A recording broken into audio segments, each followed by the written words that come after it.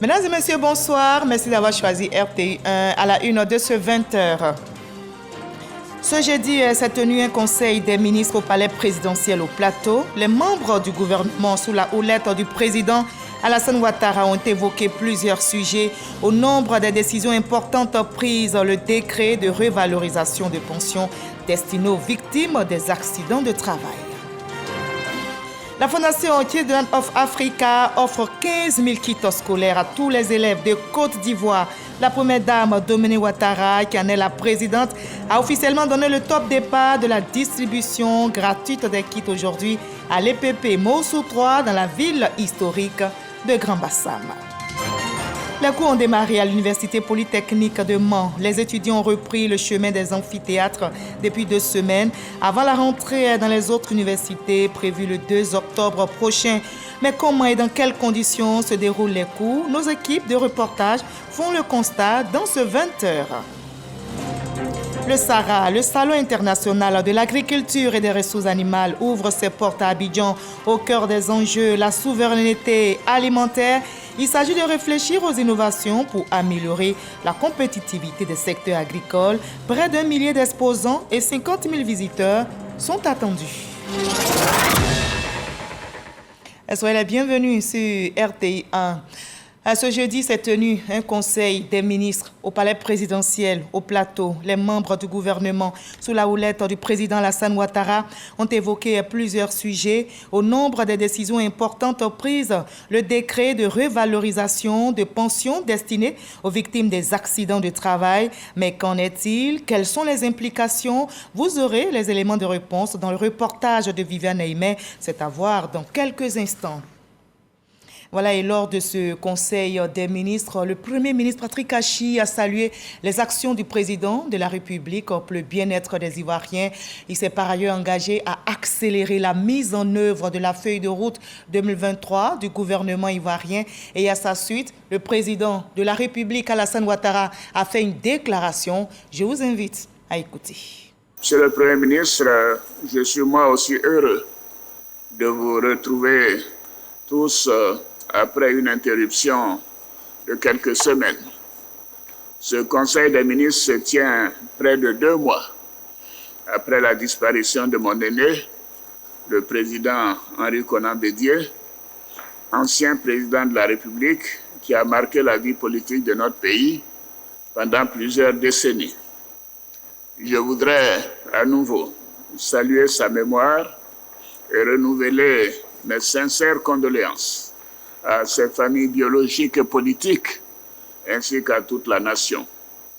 Je vous demande de vous lever afin d'observer 1 minute de silence en sa mémoire.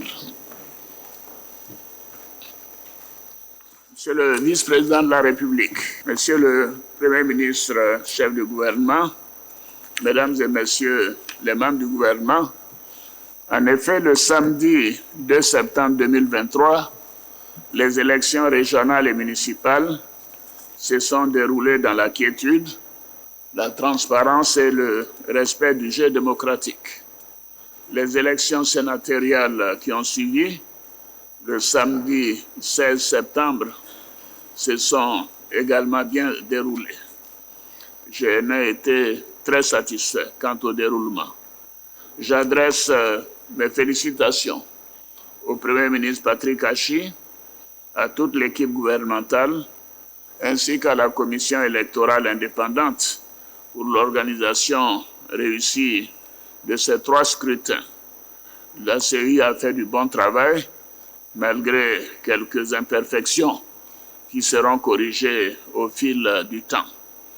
Je félicite le Premier ministre, président du Conseil de l'AME, et tous les membres du gouvernement. Je ne pourrais pas citer tous ceux qui viennent de se faire élire, pour certains, ou élire pour la première fois pour d'autres. Et bien sûr, j'adresse mes encouragements à ceux qui n'ont pas réussi cette fois-ci. La vie politique est ponctuée de situations qui ne sont pas toujours linéaires. Monsieur le vice-président, monsieur le Premier ministre, mesdames et messieurs les ministres d'État, mesdames et messieurs les ministres, Je dois dire que je suis satisfait, même très satisfait, des bons résultats de ces élections qui traduisent bien l'adhésion de nos concitoyens aux actions menées par le gouvernement. Je considère que nous devons poursuivre cette voie et je suis très heureux de ces résultats. Monsieur le Premier ministre, vous avez souligné la détermination et l'engagement du gouvernement à accélérer la mise en œuvre de la feuille de route du gouvernement pour l'année 2023.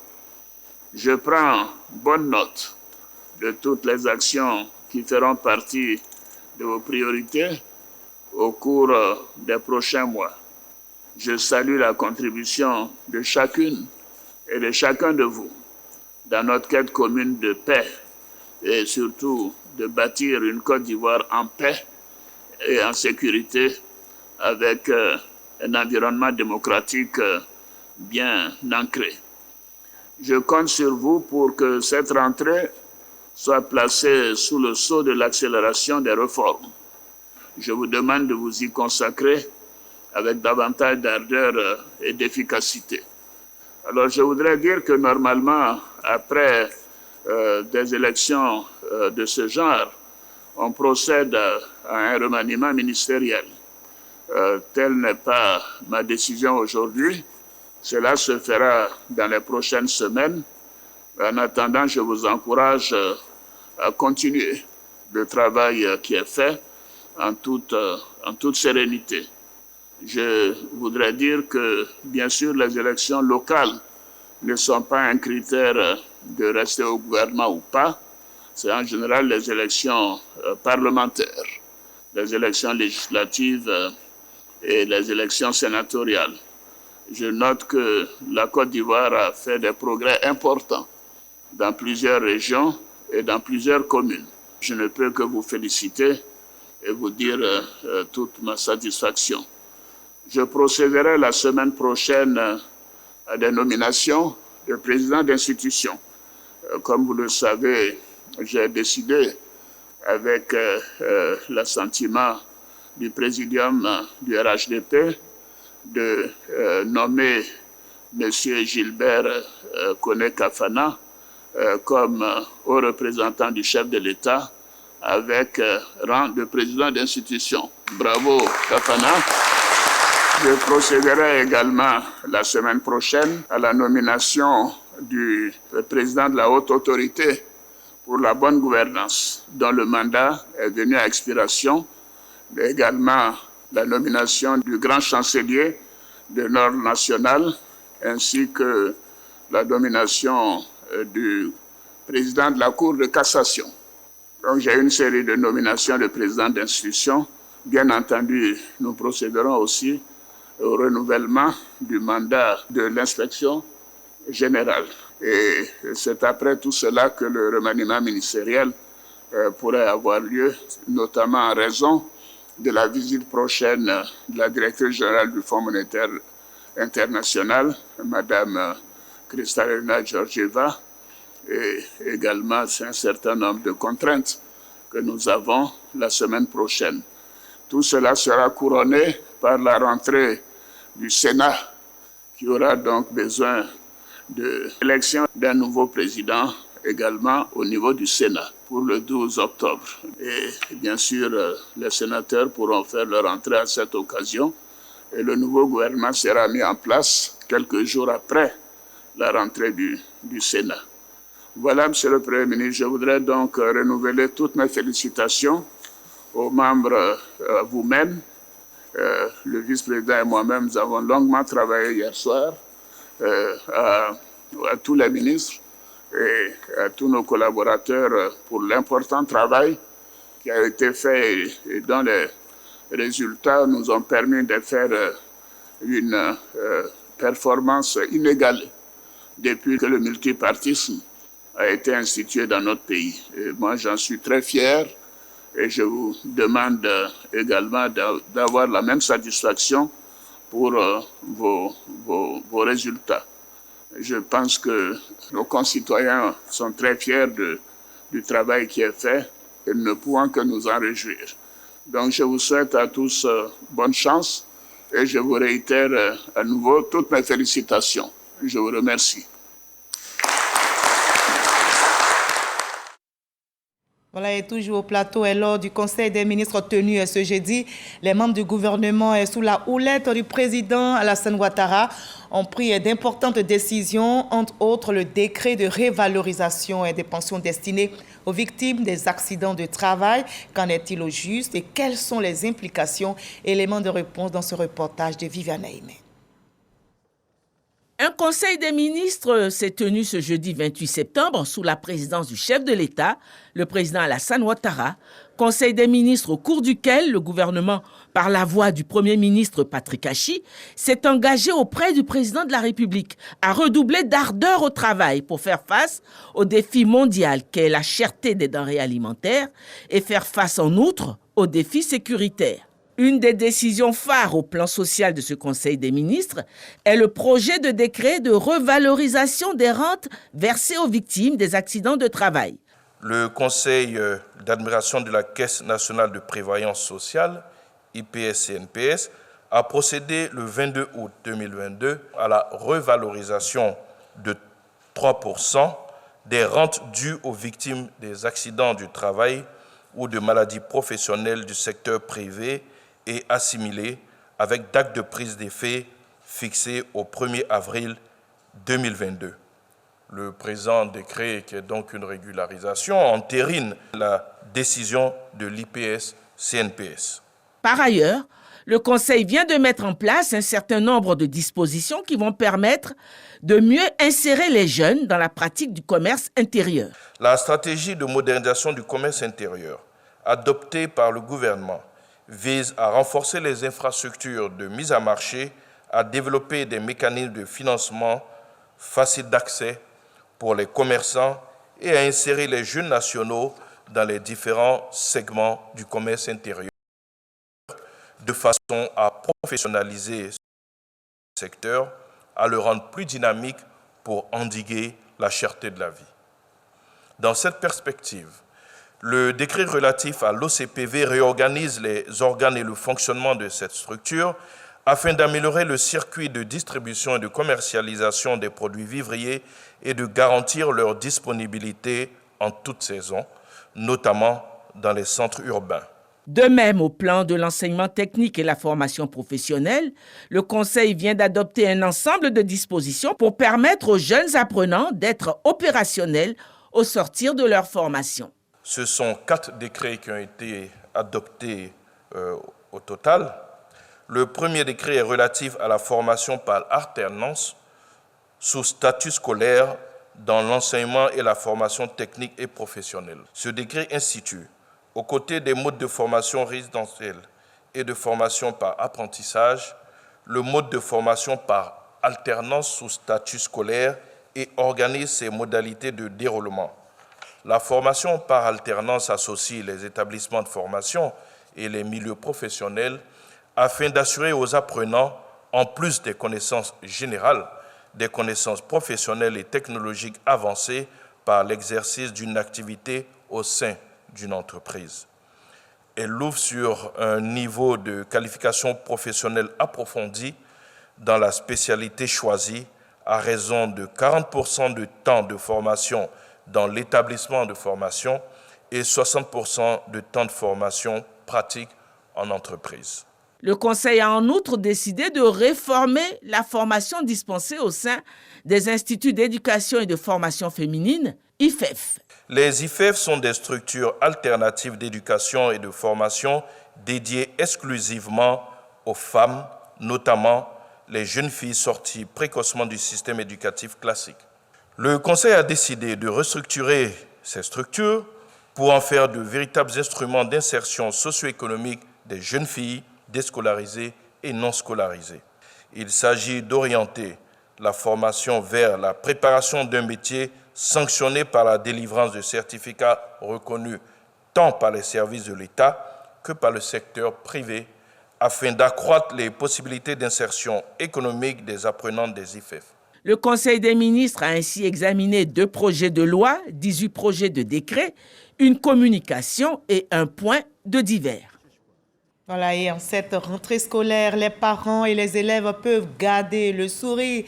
La première dame, Dominique Ouattara, présidente de la fondation Children of Africa, offre 15 000 kits scolaires à tous les écoliers de Côte d'Ivoire. C'est une tradition qui soulage de nombreuses familles. Madame Dominique Ouattara a officiellement lancé la distribution aujourd'hui à l'EPP Moussou 3 dans la ville historique de Grand Bassam. Jérôme Kofi Aboulé.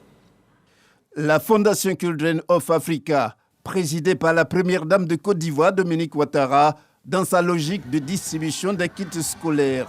Au lancement officiel de cette campagne ce jeudi, au titre de l'année scolaire 2023-2024, c'est la commune de Grand Bassam, à travers l'EPP Moussou 3, où se tient la cérémonie qui est à l'honneur.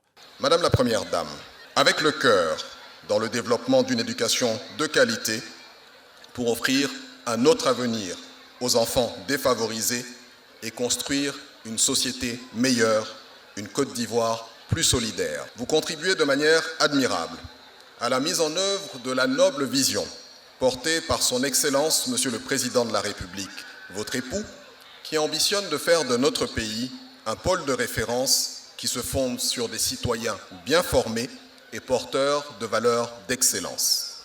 Les élèves du cycle primaire de Grand Bassam et leurs parents, par le truchement de leurs porte-parole respectifs, n'ont, eux, que des mots de reconnaissance à l'endroit de la première dame Dominique Ouattara, dont l'une des priorités est d'œuvrer au bon déroulement des rentrées scolaires en Côte d'Ivoire. Maman Dominique, vous venez de nous apprendre à aider ceux qui sont dans le besoin.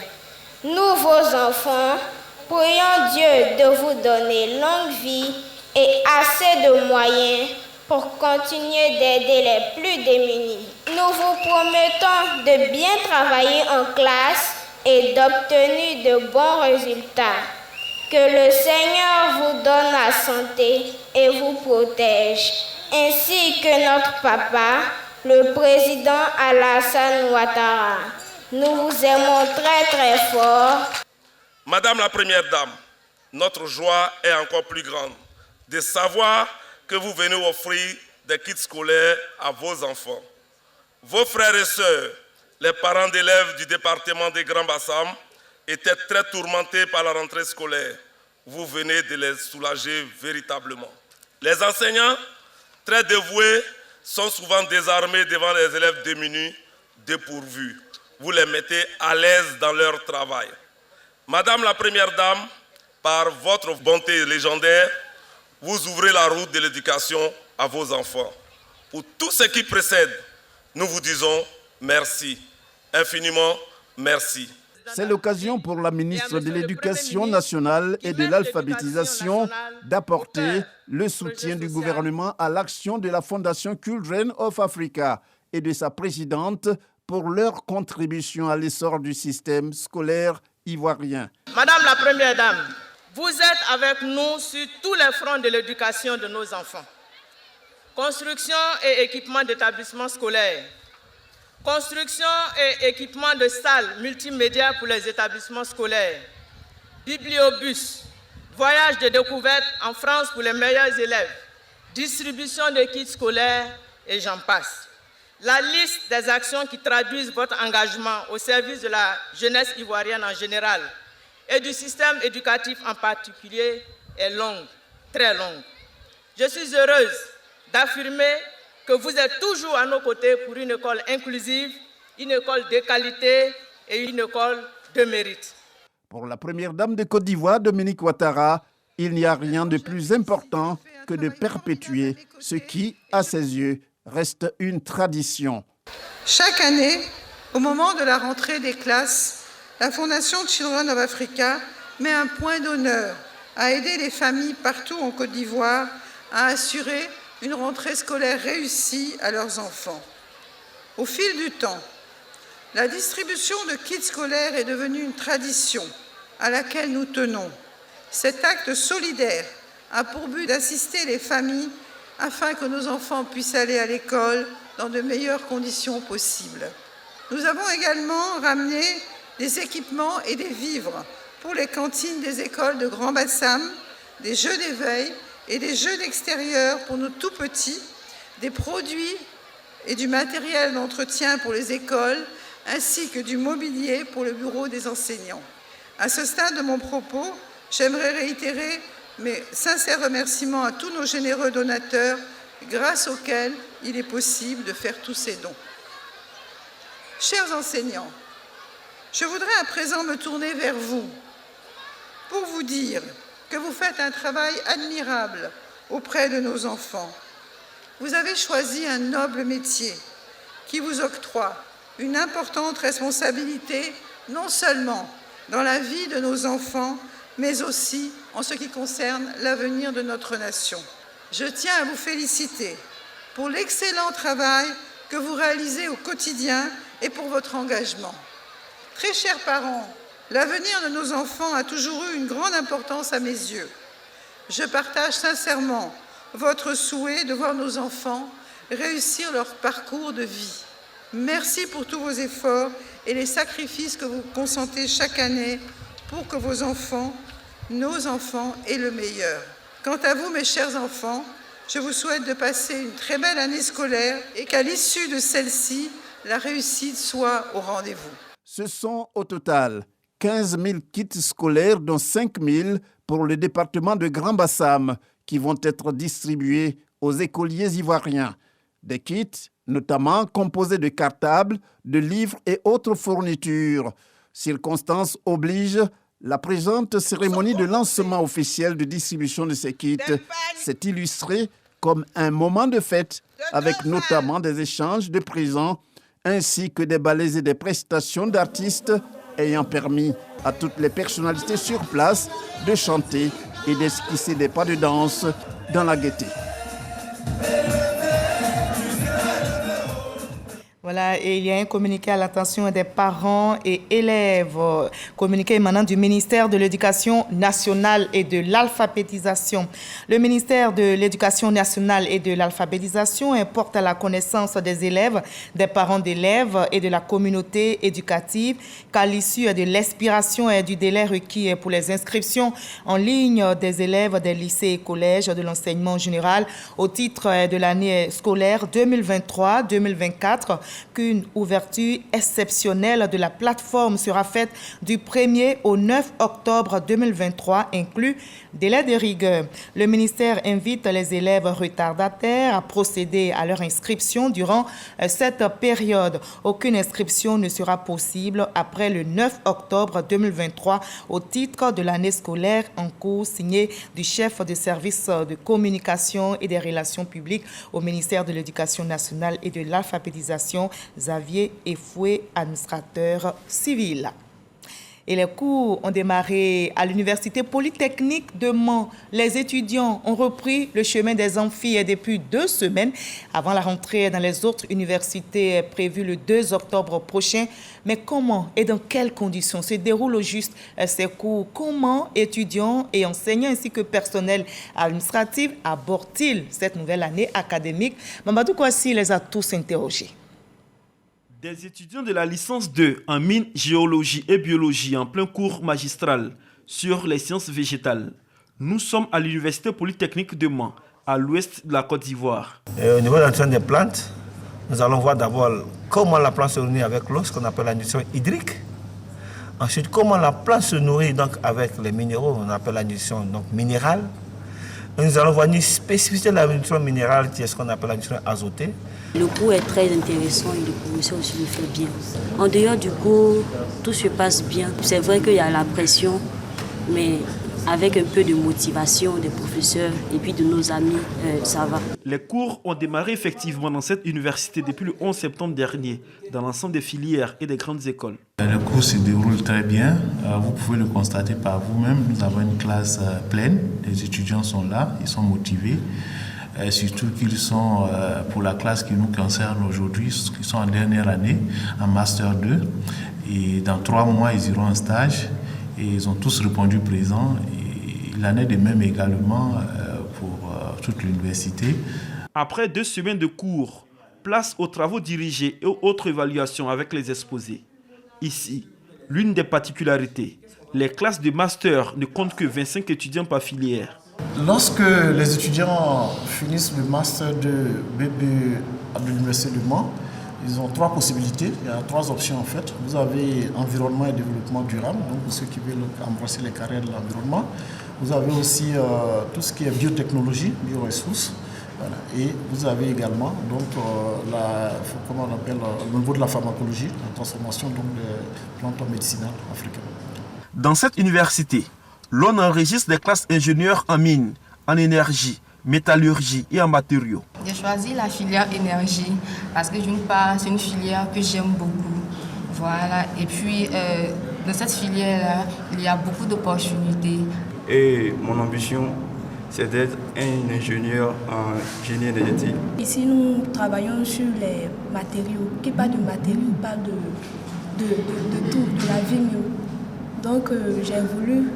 Mon objectif étant ici, c'est de travailler dans le domaine aéronautique, concevoir les matériaux de l'aéronautique. Pour maintenir le cap de l'excellence au niveau de l'université de Mans, la première des choses, c'est le respect donc, du calendrier académique, la régularité donc, des enseignements avec la qualité donc, des interventions, également le suivi régulier donc, de tous ces enseignements. Ouverte en 2016, l'Université polytechnique de Mans enregistre aujourd'hui plus de 2000 étudiants en offrant diverses opportunités de métiers dans plusieurs secteurs, notamment l'environnement, la mécanique, l'énergie, les mines et le tourisme. Et nous sommes le 28 septembre aujourd'hui, c'est la journée internationale pour l'accès universel à l'information et cette année, les réflexions portent sur l'importance de l'espace en ligne pour l'accès à l'information. En Côte d'Ivoire, la célébration officielle se déroule à Divo. Et justement, l'édition 2023 de la Journée internationale de l'accès universel à l'information est l'occasion d'échanger sur l'e-gouvernance et l'intelligence artificielle en vue d'assurer le droit d'accès à l'information. Dans la ville de Divo, dans la région du Lodiébois où se tient la célébration officielle, on réfléchit sur l'importance de l'espace numérique pour l'accès à l'information et on fait également le bilan des 10 ans d'action de la KIDP qui a été créée en 2013, nous rapporte Sidonie Davila. Son rôle est de faciliter l'accès à l'information d'intérêt public et aux documents publics. La KIDP a été établie en 2013. Pour accomplir sa mission, elle utilise un système de pointe entièrement numérisé. La vision du président est de procéder à la digitalisation du processus d'accès à l'information, à savoir la collecte, la conservation et la diffusion des informations et documents détenus par les administrations. Concrètement, cette activité va consister à parcourir l'ensemble des sites web des organismes publics afin d'en évaluer le contenu pour le citoyen, le tout sur la base d'un document que nous appelons la typologie des documents à diffuser de façon proactive. Face aux défis divers qui s'imposent à elle, la Commission d'accès à l'information d'intérêt public et aux documents publics reste cependant déterminée à améliorer l'accès à l'information pour tous les citoyens avec une procédure de plus en plus simple, surtout efficace. La première chose, c'est d'identifier la personne au sein de l'administration qui va recevoir, qui va traiter et qui va répondre à la demande d'information ou de documents. Une fois cette personne identifiée, on va adresser à son attention une requête écrite dans laquelle on va décliner notre identité, notre qualité, et on va préciser le plus possible le document ou l'information que l'on souhaite obtenir. L'accès à l'information, quel qu'en soit le domaine, procède d'une demande gratuite. Pour mieux comprendre ces objets, son fonctionnement et propager l'utilité, la KIDP a décidé d'adopter un plan stratégique. Conformément à l'engagement de l'État de Côte d'Ivoire aux objectifs de développement durable, ODD, qui garantit l'accès public à l'information. L'engagement de l'État également de Côte d'Ivoire au programme MCC à travers l'indicateur Liberté de l'information qui mesure l'engagement de l'État à faciliter le flux d'informations dans la société. Retenons que le 28 septembre est proclamée Journée internationale de l'accès universel à l'information. À l'occasion, la Commission fait l'inventaire de ses actions. La KIDP organise chaque année plusieurs activités de sensibilisation, de formation pour faire connaître la loi et la commission. Les progrès accomplis par la KIDP sont notables, toutefois, du travail reste à faire. Nous avons imaginé une activité qui nous tient à cœur, la caravane de l'accès à l'information, où les agents de la KIDP vont au contact des populations et des administrations de l'intérieur du pays pour leur faire connaître cette volonté affichée du gouvernement d'ouvrir ces données et d'entrer véritablement dans cette question de redevabilité citoyenne. L'accès à l'information est un pilier essentiel de la transparence gouvernementale. La KIDP se donne le défi de promouvoir cet accès à tout citoyen. Le droit d'accès à l'information est un levier, extraordinaire qui permet de lutter contre la corruption. Le droit d'accès à l'information permet plus de transparence au sein des administrations. La KIDP est composée d'agents expérimentés et dévoués. Une équipe qui, depuis 10 ans, s'est engagée à faire respecter le droit à l'information. La Commission d'accès à l'information d'intérêt public et aux documents publics, la KIDP, se positionne déjà comme un outil nécessaire, une sorte de boussole pour l'action gouvernementale, en plus d'être un moyen de lutte efficace contre la corruption et bien d'autres mots. Voilà, et le Sahara se positionne aussi dans le monde agricole. Le Salon international de l'agriculture et des ressources animales ouvre ses portes à Abidjan au cœur des enjeux, la souveraineté alimentaire. Il s'agit de réfléchir aux innovations structurelles qui peuvent améliorer la compétitivité des secteurs agricoles. Près d'1 millier d'exposants et 50 000 visiteurs sont attendus, nous rapporte Lanciné Bakayoko. Après le rendez-vous manqué de 2021, du fait des conséquences de la pandémie de la COVID-19, le Salon de l'agriculture et des ressources animales d'Abidjan-Sahara ouvre de nouveau ses portes ce vendredi 29 septembre au parc d'exposition d'Abidjan. Pour cette 6e édition, l'enjeu est de réfléchir aux innovations structurelles pouvant améliorer les secteurs agricoles et garantir la souveraineté alimentaire. En général, que ce soit le salon de Paris, que ce soit le salon de Beckness, en général, c'est un rendez-vous de donner et de recevoir. Le monde agricole se rencontre. Notre salon a vocation à être un salon sous-régional. Et donc, les partenaires de l'Afrique qui vont arriver, les partenaires du monde qui vont arriver, vont venir échanger avec nous leur expérience en matière agricole. Il s'agit aussi, pour les acteurs du monde agricole, d'inventer ensemble, grâce aux expertises du monde entier, les solutions pour faire progresser la sécurité et la souveraineté alimentaire en Afrique avec l'appui du secteur privé et les investisseurs. Ceux qui vont venir à ce salon auront l'occasion d'expérimenter d'autres approches, d'autres techniques en matière agricole. Et donc, c'est tout l'enjeu de ce Sahara, qui se veut un Sahara de maturité, puisque nous sommes à la 6e édition. Au cours des travaux préparatoires, le Premier ministre Patrick Kachi l'a dit, c'est le moment de mener le combat de la productivité, le moment d'édifier les bonnes infrastructures agricoles, de développer des systèmes agricoles adaptés au climat, le moment d'amplifier les investissements du secteur privé, ainsi que le moment de faire de l'Afrique un grenier alimentaire pour elle-même et pour le monde ensuite. Le Royaume des Pays-Bas est le pays à l'honneur. Au plan national, les acquis de l'agriculture ivoirienne et les efforts de développement entrepris par le gouvernement ont permis à la Côte d'Ivoire de demeurer un des leaders mondiaux de l'agriculture. À cette 6e édition du Salon international de l'agriculture et des ressources animales d'Abidjan, les acteurs ont à cœur de montrer leur savoir-faire. Ici, sur ce stand, ce sont des jeunes agriculteurs qui expérimentent la culture hors sol. Hors sol, c'est-à-dire nous faisons la culture sans le sol, avec la fibre de coco que nous utilisons comme substrat. Nous avons plusieurs variétés de tomates, Jara, Gamma, ainsi de suite. La différence avec nous, c'est que la variété de tomates que nous utilisons est une variété culture. C'est-à-dire qu'on plante la tomate, ça pousse beaucoup, et puis lorsqu'on récolte, ça a une longue durée. Donc, la culture hors sol a plus d'avantages que la culture dans la terre. On découvre également les marailleuses du débarcadère de Lokodjoro. Avant, nos mamans fumaient sur des barriques et le goudron du bois se reposait sur le poisson. Aujourd'hui, il y a une nouvelle technologie de fumage avec ces fours FTT, si tu as mis ton poisson au feu, tu as l'écart. Le four est séparé d'une plaque à graisse. Donc, la graisse du poisson ne tombe pas dans le fourneau pour faire remonter la flamme. Donc, nous sommes venus à ce Sahara pour faire la promotion de ces fours-là, pour que tous les Ivoiriens puissent consommer le poisson qui est fumé sur les fours FTT. Tous ces acteurs ont à cœur d'attirer des investissements étrangers qui vont garantir la survie de leur filière. À cette 6e édition du Salon international de l'agriculture et des ressources animales d'Abidjan, plus de 500 000 visiteurs sont attendus. Et on va terminer par la France, où le gouvernement pourra recourir à l'article 49.3 de la Constitution, à la fois pour le projet de budget 2024 qui doit être débattu à partir d'octobre prochain au Parlement et pour le projet de loi des finances de la sécurité sociale. Pour rappel, ce projet de loi rejeté par l'Assemblée nationale il y a un an doit servir de feuille de route pour la trajectoire budgétaire française sur la période 2023-2027.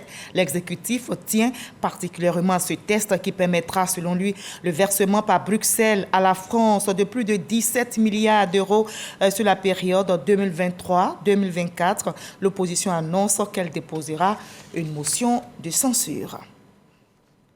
Voilà, fin de ce 20 supervisé par Michel Mambo Sogodogo, réalisation assurée par Awa Sabardogo et Awa Diomondé. Merci à toutes les équipes techniques et surtout à vous de nous avoir suivis. Je vous retrouve avec le même bonheur demain 20h sur ce même plateau et sur la même chaîne.